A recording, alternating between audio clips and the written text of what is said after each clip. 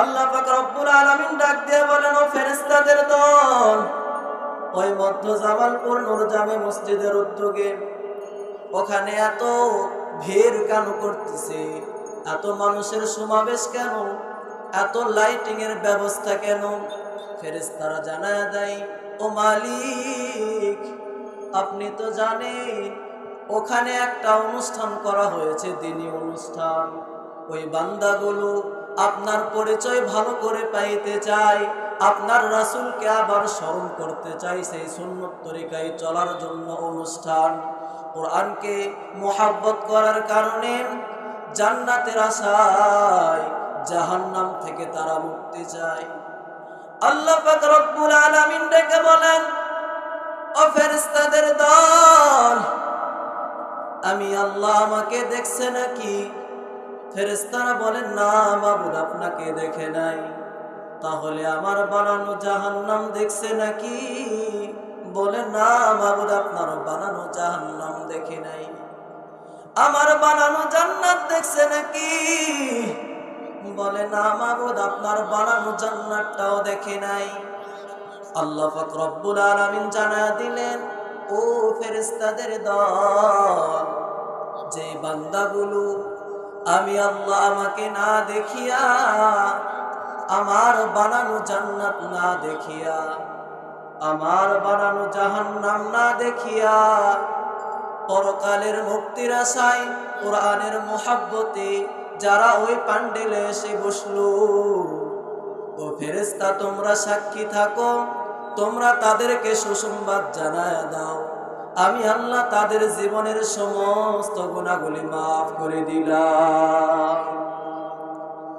ইমাম কুরতুবী রাহমাতুল্লাহি আলাইহি নাকি বলেন, বান্দার গুনাহ মাফ হইতে শুধু বান্দার সগীরা গুনাহগুলি মাফ হয়ে যায়। বান্দার যেগুলো ছোট ছোট গুনাহ মাহফিলে ঢোকার সাথে সাথে আল্লাহ পাক রব্বুল আলামিন সেগুলো মাফ করে দিয়েছেন। কিন্তু বান্দা সগীরা গুনাহ করে না। বান্দা তো সেকেন্ডে সেকেন্ডে, মিনিটে মিনিটে, ঘন্টায় ঘন্টায় বড় গুনাহ, কবিরা গুনাহ করে। গান শোনা কবিরা গুনাহ, নাটক সিনেমা দেখা কবিরা গুনাহ, মিথ্যা কথা বলা কবিরা গুনাহ। যার সাথে দেখা করা জায়েজ নাই, তার সাথে দেখা করাটাও কবিরা গুনাহ। যার সাথে কথা বলা জায়েজ নাই, তার সাথে কথা বলাটাও কবিরা গুনাহ।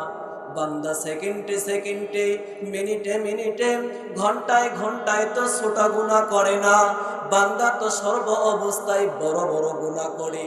তাহলে এই বড় গুনাহ থেকে মাপ পাওয়ার বুদ্ধি কি? এখান থেকে মাপ চাইতে হলে তওবা করতে হবে ভালোভাবে। যদি কোনো মজমা পেয়ে যাও, যদি কোনো জিকিরের ময়দান তোমরা পেয়ে যাও, যদি কোনো তোমরা দোয়ার মাহফিল পেয়ে যাও, সেখানে তোমরা বৈশা চোখের পানি ছাড়াইয়া তওবার মতো যদি তওবা করো, আল্লাহ পাক রব্বুল আলামিন জানা দেয়, ও দুনিয়ার মানুষ, যদি তওবার মতো তওবা করতে পারো, আমি আল্লাহ আমাকে যদি তোমরা রাজি করাইতে পারো, খুশি করাইতে পারো, এমন ভাবে যদি চাইতে পারো, আমি আল্লাহ তোমার প্রতি যদি রাজি হয়ে যায়, খুশি হয়ে যায়।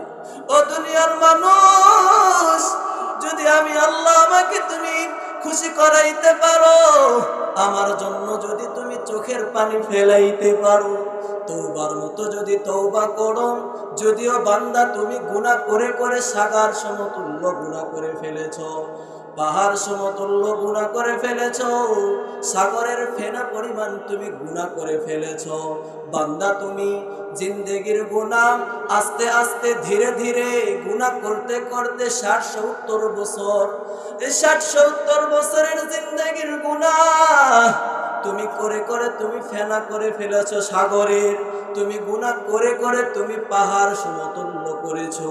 বান্দা তুমি ধীরে ধীরে গুনাহ করেছো, আমি আল্লাহ কিন্তু তোমাকে ধীরে ধীরে আস্তে আস্তে মাফ দিব না।